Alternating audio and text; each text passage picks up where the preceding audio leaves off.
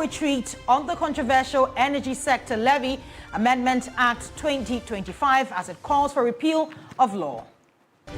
And dozens of residents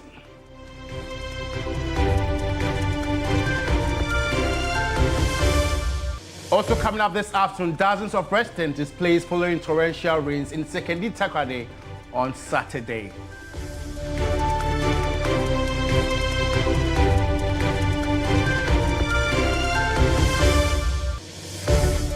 And later in sports, Asante Kotoko takes on Division 1 League side Golden Kick at the University of Ghana Sports Stadium in MTN FA Cup final. We have details of these and many more coming up shortly. Do stick and stay.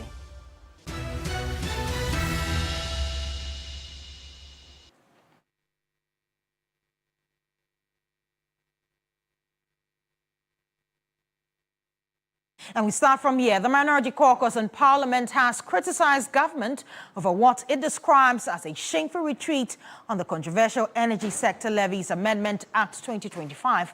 Well, the minority is demanding that Parliament be urgently reconvened on to repeal the levy altogether, insisting that the postponement is wholly inadequate. Well, this follows the second suspension of its implementation by the Ghana Revenue Authority, GRA. In a statement issued on Sunday, June 15, the minority commended the postponement of the implementation just days before its scheduled commencement on June 16. While the minority described the move as evidence of government's chaotic and inconsistent approach to economic governance. While the statement said this 11th hour U-turn epitomizes a trial and error strategy and reveals a disturbing lack of stakeholder engagement prior to the passage of the law. Well, according to the minority government's justification, citing global crude oil price volatility due to the Israel-Iran conflict was both hypocritical and dishonest.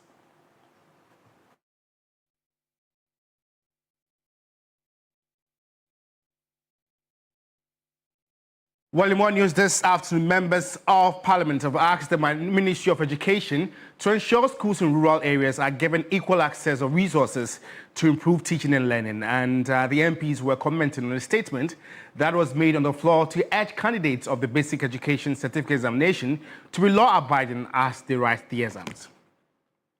To our students, please trust in your preparation. You have worked hard for this. Do not jeopardize your future by attempting to cheat. To school heads and invigilators, you have a duty to uphold fairness and discipline throughout the examination period. WAEC and the Ghana Education Service must intensify supervision, sensitization, and enforcement of sanctions where necessary. There was a timely release of funds to WAEC for the conduct of the examinations this year. So we need to commend the Minister for Finance and the Minister for Education for collaborating very well to make sure that funds were made available for the conduct of the examinations. WAEC has been complaining over the years for examination malpractices in our schools. And so far, 10 people have been arrested for examination malpractices, including teachers. And it is uncalled for. It is important for us to build an educational system where children from rural Saboba, rural Penyi, rural Joje equally have the same opportunities as children in East Legon, Adenta, or other parts of the country. I would want to appeal to the Ministry of Education and by extension the entire government that the results that we'll be getting from this year's BEC should be a metric to guide the government in terms of educational investment. Let us see how best we can invest in education in the rural areas so that children in rural Ghana will have the same opportunities as children in other parts of the country. At the basic level, we are not giving that level the needed resources. As we speak, you still have schools where the children sit outside to learn.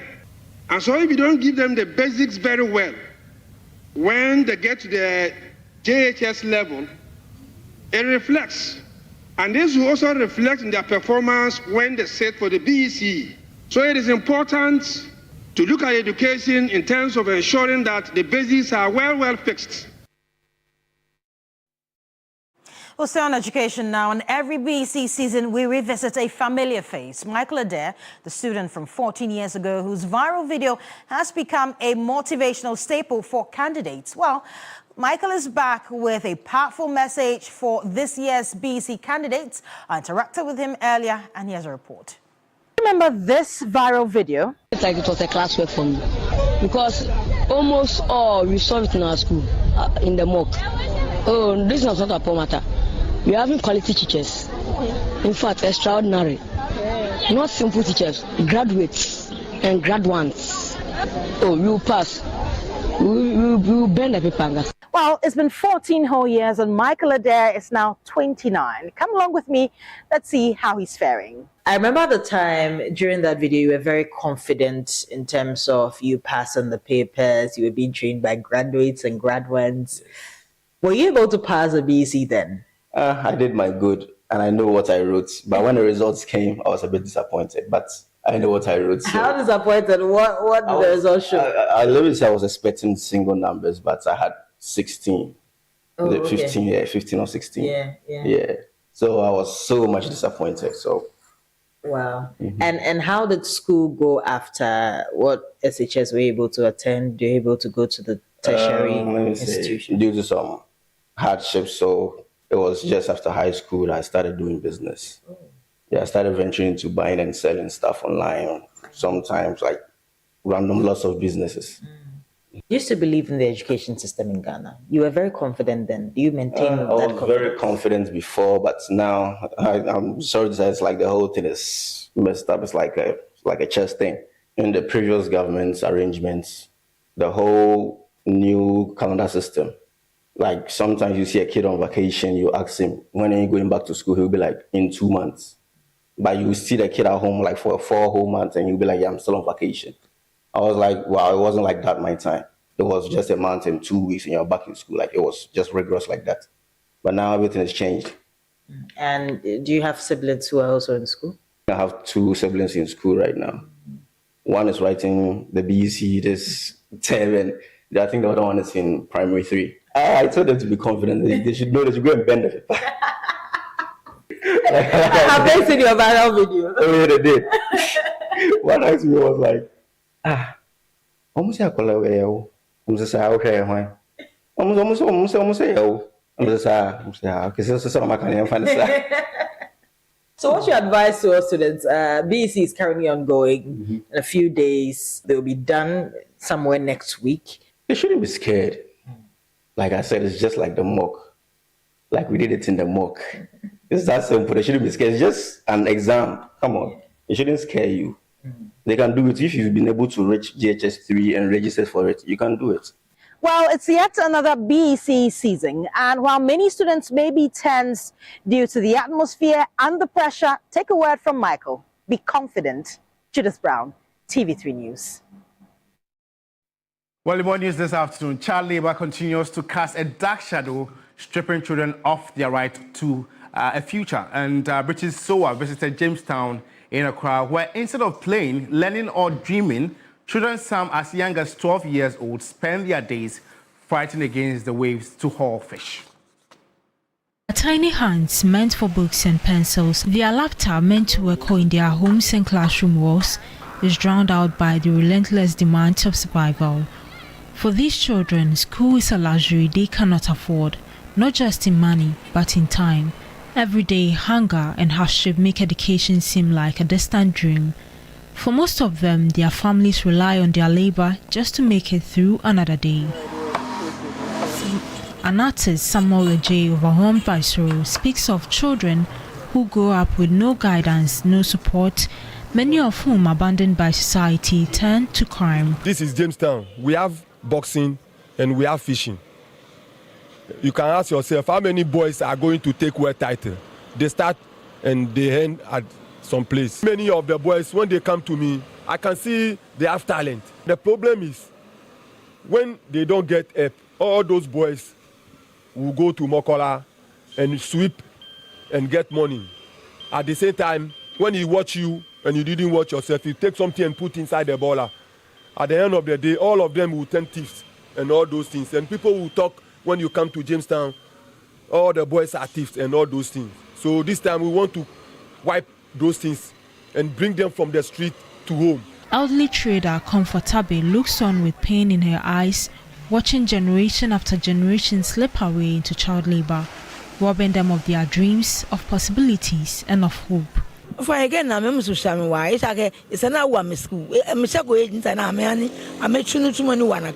I see them, I get worried because they have not grown to the age where they have to be given such jobs to do. They should be enrolled in school for them to get the needed education. Please help them. Because of my vehicle, Founder of the Street Children Empowerment Center, Paul Seme, pleads for a collective effort to bring hope back into these children's lives. He urged government to enforce policies that protect them, ensuring they have a chance to break free from the cycle of despair. It's a joint up work thing, and civil society are not saying it's just a government job, but the government must take the pace and bring us together in a joint up work. Civil society sit on the same table as us. These are the plans. This how can we get it out? Let's bring the pastor in. After all, we've seen how the religious institutions have invested heavily in education in different facets of our lives. Why don't we learn from these models that have already existed and face our problems head on together? And what we write on the children is what they become. So if you go into a community and you see certain traits, it is what the society, the country have written on these children, on the communities. That is what you see.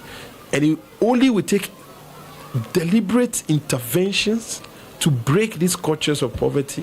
They would go on for generations. Maxwell J. expressed sadness over the tragic loss of young lives engaging in fishing. The children, when they go to the fishing and the net get hooked under the sea, they rather will dive and go and take it. So sometimes they come out with blood is coming from their nose.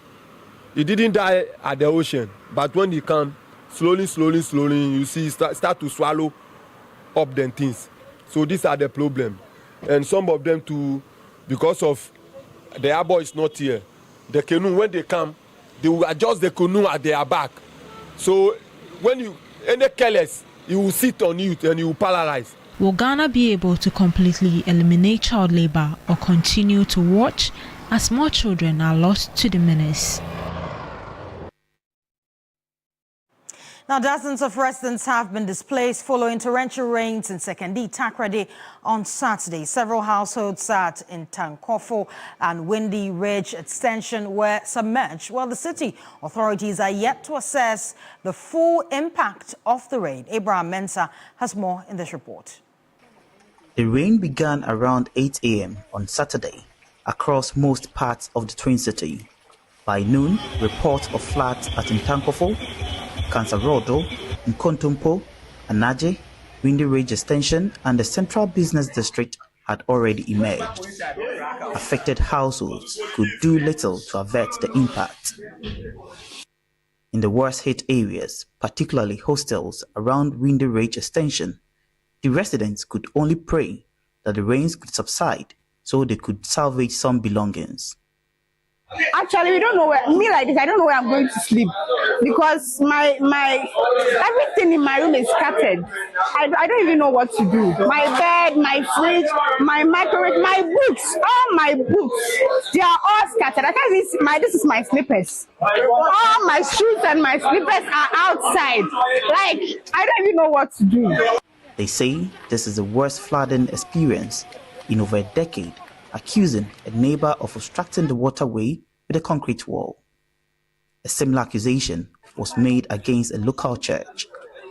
So every year, the water comes here. That's the level of the water is at this level of the gate. And every time the water comes inside the house, and when it comes inside the house, everything gets spoiled. The bed, everything, your clothes, everything is, you have to hang everything here. And the cause of this is because of this, a wall that the church has built over there. and that wall keeps on pushing the water back. And these people have built another wall here, which pushes the water back. So since this place is pushing the water back, and that place too is pushing the water back, the water has become stagnant here, so it's not moving. Tonight, the affected persons may have to find alternative places to sleep. The residents cannot also fathom how a road constructed barely 6 months ago could suffer such severe damage from the rain. It was constructed not long ago, but this rain, this small rain, see what it has caused. Everything here is fault, and this is not the only place. If you go to this side, the road is fault. See.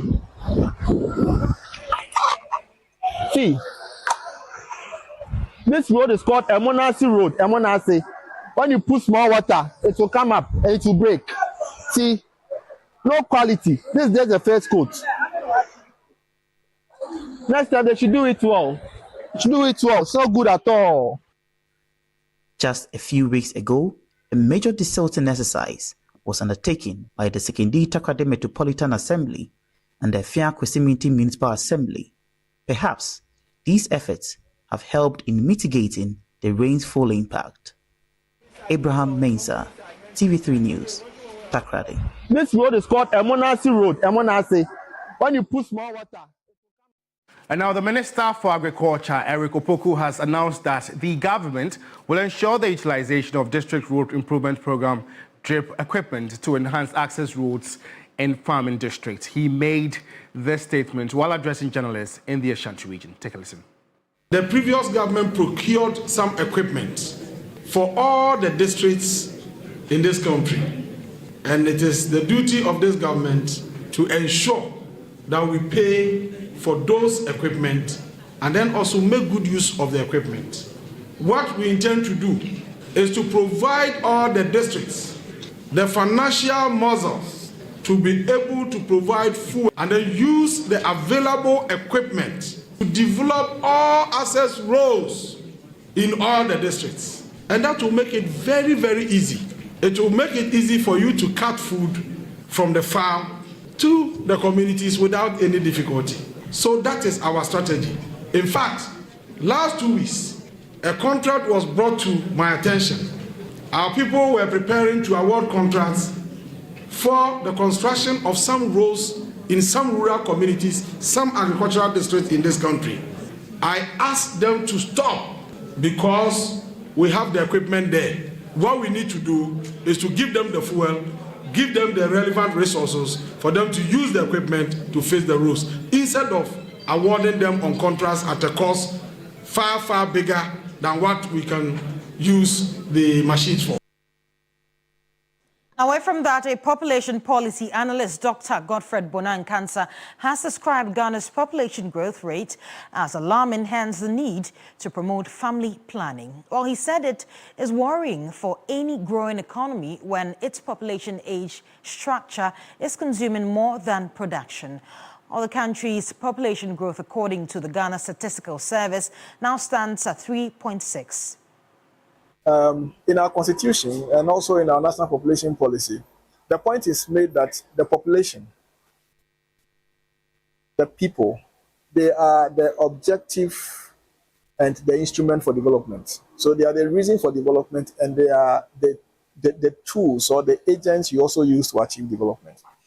If that is the case, then the greatest investment of the nation ought to be in the population, has to be in the people. And that requires us to pay particular attention to how many we want to add on every year to our population. It will help us with planning.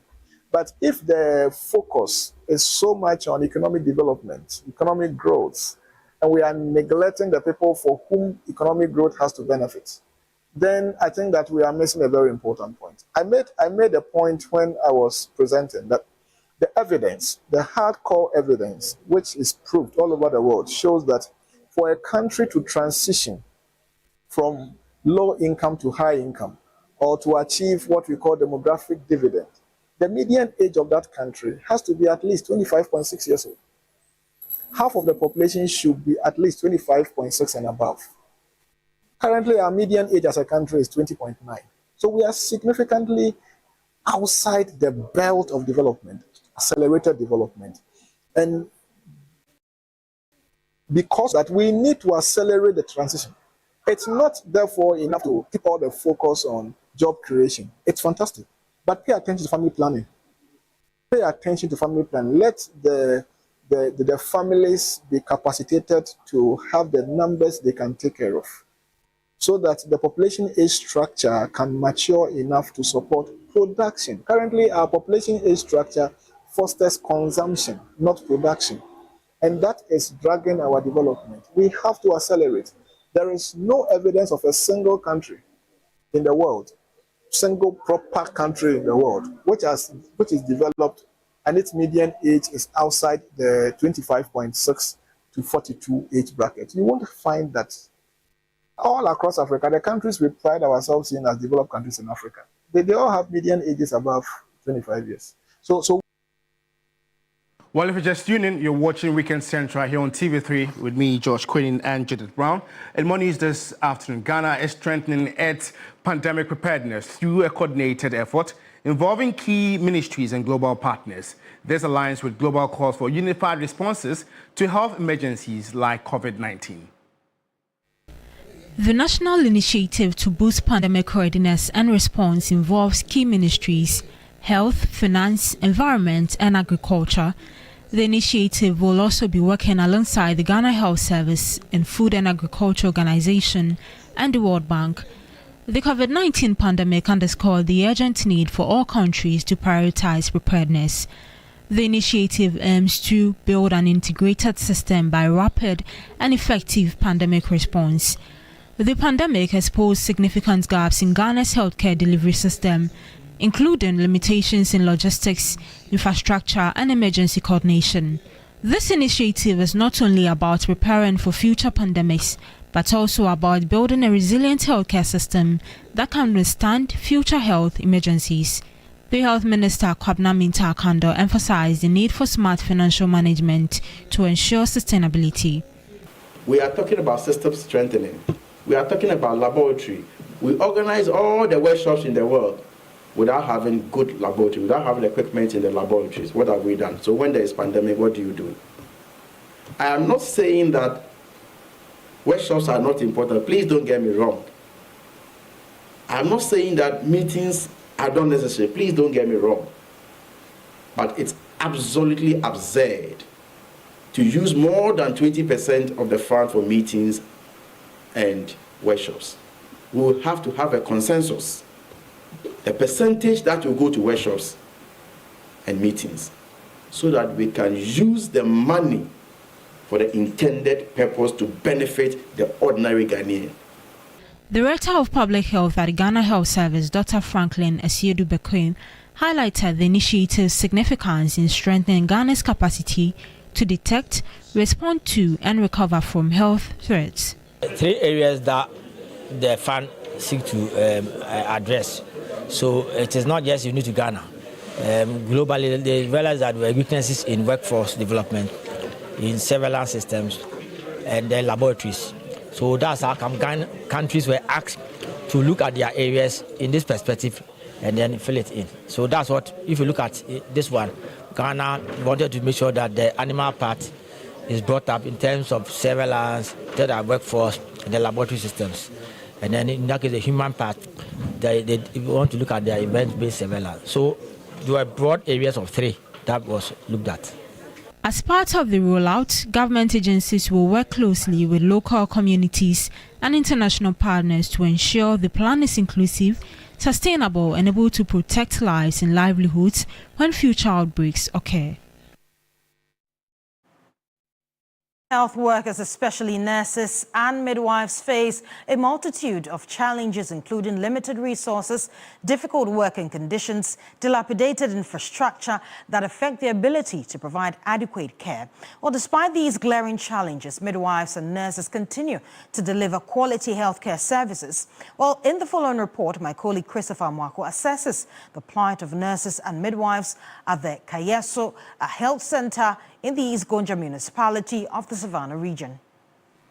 Established in 2000 as a community health center, The Kairiso Health Center has not undergone any major renovation since its inception. From a distance, one might mistake the facility for an abandoned structure, a dilapidated building with ripped-off roofs, deep cracks in the walls, inadequate medical supplies, and outdated healthcare equipment is what greets any first-time visitor. The delivery and detention rooms still use the same beds that have been in place for nearly 25 years. For the past 25 years, since the year 2000, this delivery bed has served as the only delivery bed here at the Kairiso Health Center. Now, even though the bed has outlived its usefulness, it's still the only bed that provides delivery services. I met Sani Zakia, a midwife and the officer in charge of the Kairiso Health Center. She's been working at the facility for the past 9 years. She tells me that working here has not been easy. Honestly, I feel so sad. It's not been easy working here. You wake up early morning, then you see people coming in with conditions that you don't have equipment to give them the right services. No better drugs. We have poor lighting system that makes our vaccines go bad. We have a lot of challenges, including even common water to bath is a problem. For her, while working in rural communities comes with its own glaring challenges, recognition and opportunities are often reserved for health workers in urban areas. Not pay as compared to the type of work we deliver here. Because when you look at your colleagues at the urban sectors, they run shifts. They go at least 6 to 7 hours. They have gone back to the house. But we at the villages, we run 24-hour services. Whether you have the equipment to work or not, you are supposed to be at post. And then after the working hours, you have to be in your room, still waiting for those who come with either emergency or not even the emergency. Yeboah Benedict, a community health nurse, was posted to the Kairiso Health Center 2 years ago. But he says he's already overwhelmed by the daily challenges. Looking at the building is dilapidated, and where we are, there's accommodation, but it's not safe, it's terrible. Sometimes you will be lying down, scorpion will just climb your mattress and come and give it to you. You'll be seeing snakes and those things, some flies. It's not easy. When you wake up in the morning, there are no drugs. You don't know the kind of condition that the clients will come with. But we still struggle to help them. When you wake up in the morning, there are no drugs. You don't know the kind of condition that the clients. But we them. Members of the Midwives Association embarked on a strike demanding the full implementation of their 2024 collective agreement. This included provision for rural incentives, fuel and uniform allowances. Nurses that are available, they are doing all that they could. Although the equipments are not there for them to use to do their work, but they still try their best to do what they can. For Zakia and her colleagues, rural nurses deserve more recognition and support to encourage others to accept postings to underserved areas. Do you have a husband or a boyfriend? I have a boyfriend. Okay, so when you come here, how long do you stay here, and does he come to visit you? I will not be happy for him coming to visit me because the place is very bad. The undesirable conditions under which rural healthcare givers, especially nurses and midwives, go through to provide quality healthcare services remain a topic for discussion, especially on the conditions of service. A typical of such is the Kairiso Health Center, where the nurses and midwives here have to brace all odds to deliver quality healthcare services despite the myriads of challenges they go through. Christopher Mwako, TV3 News, Kairiso is going to Yes, so watching Weekend Central. We're going to go for a very first break. We'll be back with more news. Do stay with us.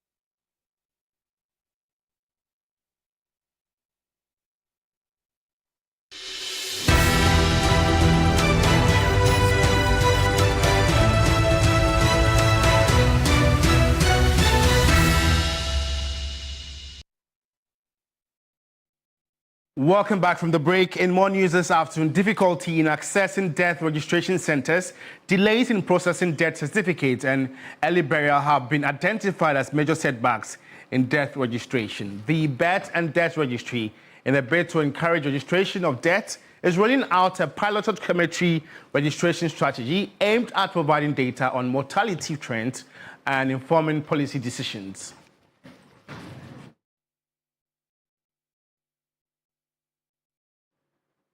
And now let's take you to Northern Region, where my colleague Christopher Marco sat through a stakeholder engagement by the Birth and Death Registry in partnership with the International Growth Center. Christian, what has the Birth and Death Registry been telling the stakeholders, and how do they intend to encourage people to register the deceased before burial?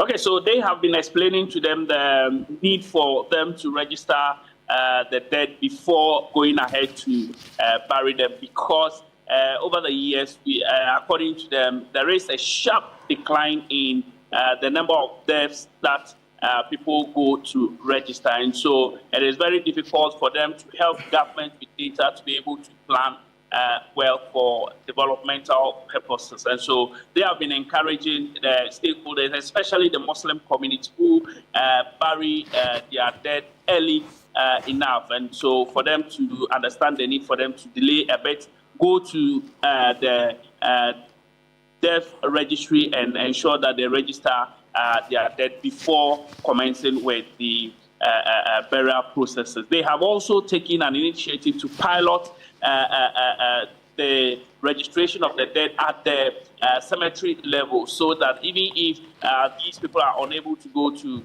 the Birth and Death Registry, they have put in place measures to ensure that they register the dead at the cemetery, so that they will be able to know the number of deaths recorded in a year. Let's take a listen to what they've been telling the stakeholders. The message regarding early burial or rushing for burial, it is conditional. See, when you have a dead body and the possibility of it being decomposed or maybe affect the sanity of the deceased, so there is the need for you to rush so that you don't disgrace the dead body. There is the need for you to rush and bury the person. But when there is no need for rushing, why rushing? You see, you get a situation where medically there is the need for further findings to be done on the body. Islam permits that to be done. Or there could be some legal issues on it. Maybe some criminal cases related to the dead body. So that wise, there is the need for us to, delay and make sure that the due process is being taken. But over here, unfortunately, people just stick to the statement that, oh, you need to rush for, you don't delay your dead body. But you should understand that there are conditions to that. That they should not always be in a hurry to bury the dead. They should always go through the process. The bottlenecks in their way, we are also working about it. If you had listened to the imam that spoke, he said sometimes they bury dead live people who are in coma, they bury them. Then all they realize is that the person was not dead, he was just in coma. So we want them to understand that it is patient. Take your time, let's go through a process. Maybe by a day or two, the person you thought that the person is dead, he's not dead. By the next 2 days, the person will be awake. So we are just training them to understand our system of registration of death registration.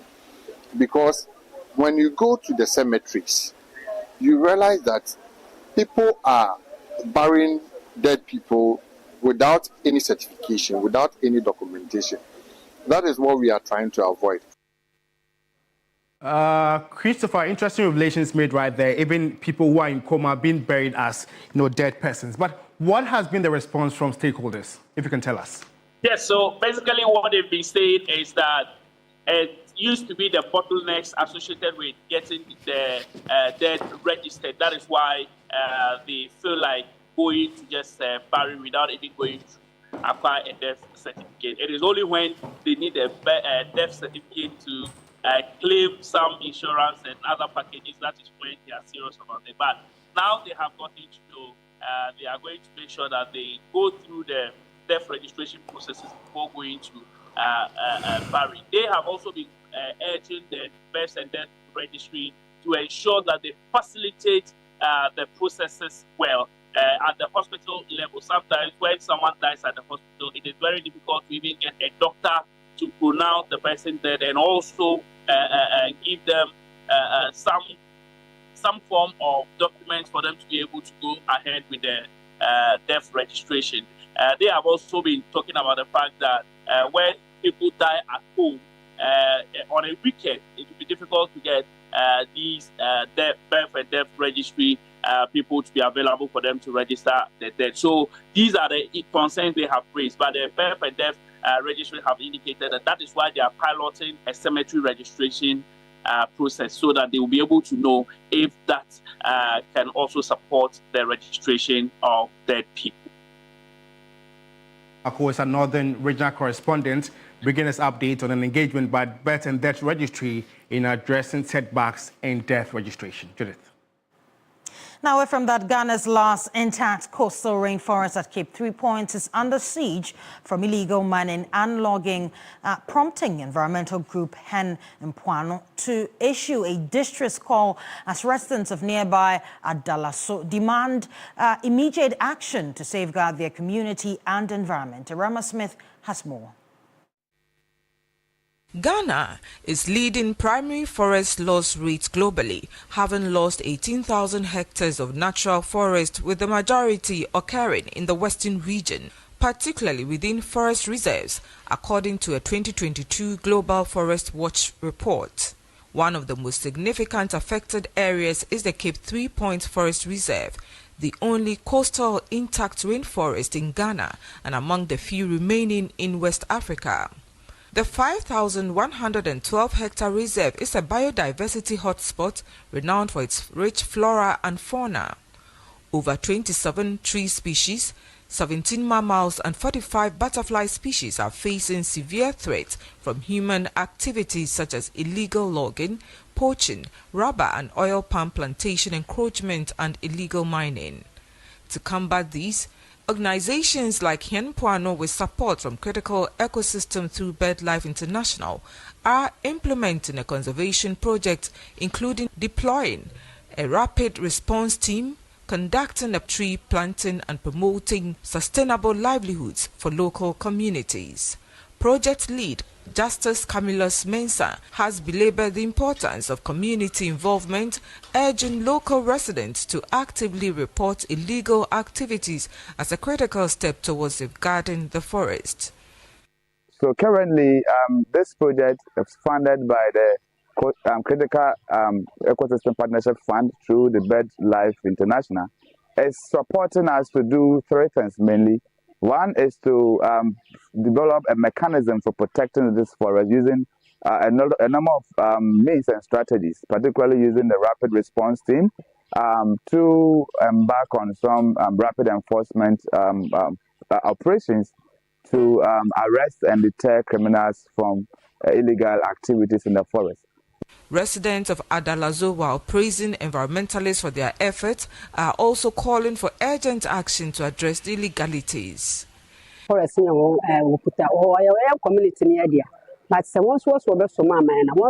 forest is vital to us. We are struggling to protect it from illegal miners. Any assistance will be greatly appreciated, given the forest's importance in providing us with essential resources like fresh air.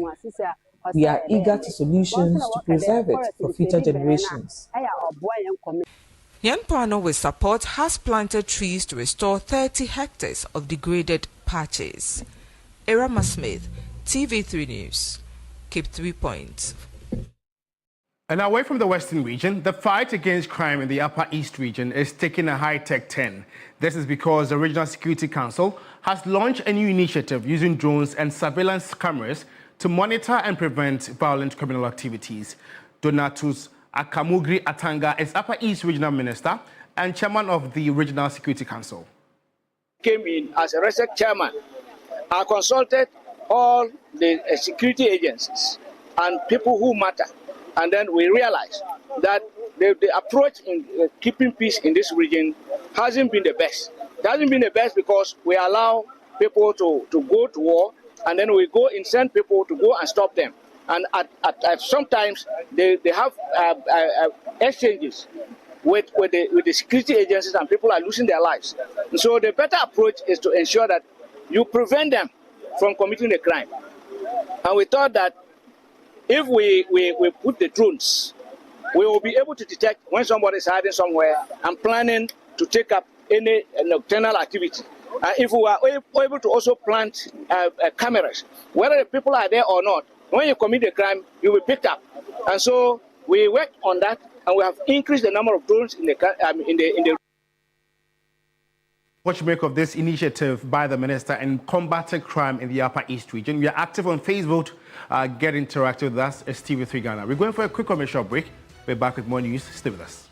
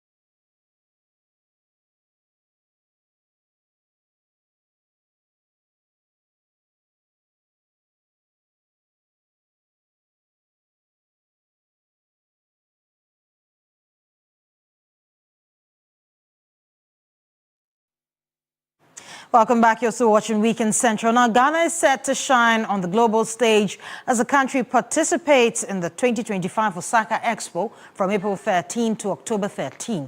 The theme, Designing Future Societies for Our Lives, presents an opportunity for Ghana's ICT sector to showcase its capabilities. Judith Brown reports.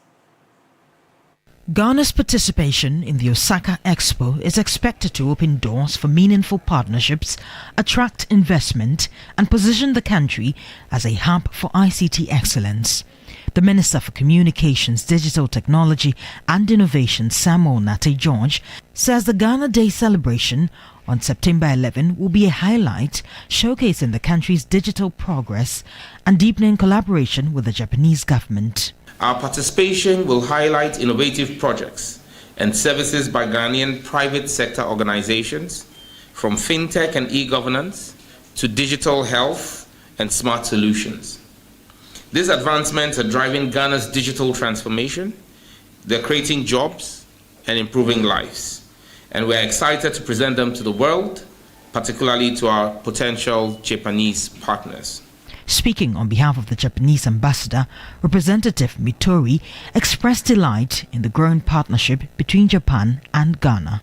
In order to maximize productivity, create jobs, and modernize public and private sector operations, needless to say, communication, digital technology, and also innovation are indispensable to achieve that goal. And we welcome increased collaboration between Ghana and the Japanese partner in this sector. The 2025 Osaka Expo is a significant opportunity for Ghana to showcase its ICT prowess on the global stage. Judith Brown, TV3 News. And now the Tertiary Education Workers Union of Ghana, TEU Ghana, NAS Local, has raised concerns over what it describes as a grave negligence in the process of appointing a new registrar for the university. At a press briefing, the leadership of TEU Ghana, NAS Local, led by Chairman Charles Arthur, highlighted discrepancies in the university's official communications regarding the retirement of the current registrar. The KNUSC Council has announced that the position of the registrar of the university shall become vacant on 1st August 2025. Meanwhile, the council, through the university recorder number 550 April to June 2024, volume 59, number 6, page 13, indicated that the current registrar of the university will retire from office on 31st October 2025. The union want to state that per this advert and recorder published, KNUSC is going to have 2 registrars from 1st August to 31st October 2025. The union further want to state that this is negligent on the part of the University Governing Council, which has never occurred in the history of the university before, that KNUSC is going to have 2 registrars at the same time. We therefore call on the Minister of Education and the Director General of the GTech to immediately intervene by suspending all processes leading to the appointment of the registrar and set up a committee to investigate why such incidents has occurred. Now, Ghana will, in the next few hours, witness a new winner for the MTN FA Cup as Asante Kotoko takes on Division 1 League side Golden Kick at the University of Ghana Sports Stadium. Golden Kick hopes to cause an upset, while Asante Kotoko are looking to avoid going trophyless. Both coaches spoke ahead of the game. They are very good side. They have all what it takes to play in Africa and so on and so forth. So people will rate them higher than us. But football is football. Underdogs can surprise the big giants. So it's not new, and it's not news if we beat Kotoko, you know. So we are preparing ourselves physically, mentally, and then psychologically, so that we'll approach them with right mindset to surprise them? Well, you know, the attitude of which they are going to play us is different from the attitude we are going to use. We have to fight and then try to come out of a good attitude, positive attitude. But when you are playing the lower side, especially Kotoko has a folk, the boys themselves motivate themselves because they are going to play us, they are going to play Kotoko. So even there are certain trainings they don't usually do, they will do it themselves. You see them going to road. We all done it before when we had to meet Accra as a folk or Kotoko when we were young. So this is the most dangerous part of it. They will prepare mentally and physically. When was the last time we went to the stadium? I can't remember. But with this FA Cup, the final, it's been held at the Legon Sports. And the last time I went there was when we had these corporate games and I went to support TV. It's a nice place, I think. Yeah. Oh, it's a very nice place. I used to run there. Really? I was a sports girl. Hey, I didn't know this. Well, now you know. And that's our wrap up the bulletin right here on TV3. My name is Judith Brown. My name is George Quinn. For more news updates, just log on to our website, s3news.com. Thanks for watching. It's always a pleasure coming your way. Enjoy your afternoon.